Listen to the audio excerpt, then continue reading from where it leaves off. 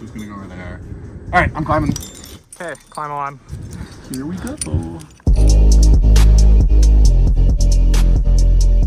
This is Rock XR, a mixed reality prototype that examines the potential of worlds in miniature, spatial annotations, and conversational AI assistants to provide live navigation during rock climbs. Climbers face an interesting set of challenges that make it different from other outdoor sports. From a navigation perspective, the main difference is that you're on vertical terrain, not horizontal terrain, which means you can't rely on GPS to position yourself.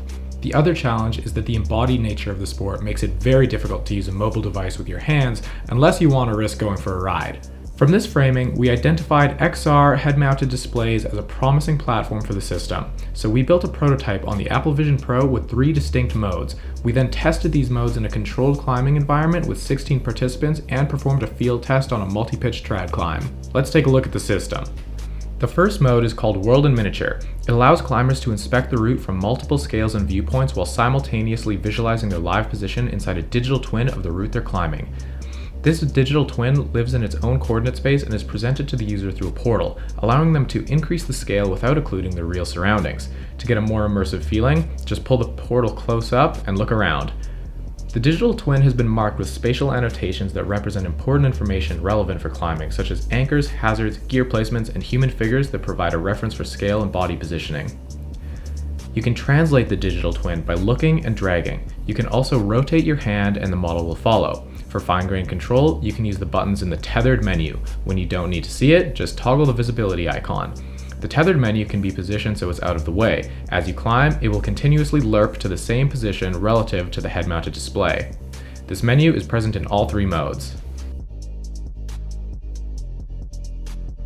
The next mode is Chat Guidance, and it uses natural language to provide navigation instructions as the user is climbing, just like asking a friend for directions while driving.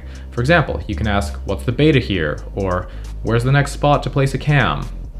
Each query is sent to GPT 5.4 along with a set of multi-view images from the same digital twin used in the World in Miniature, so it can actually see where you are on the route. We also provide the assistant with a reference sheet of the spatial annotations in the digital twin so it understands important semantics about the route.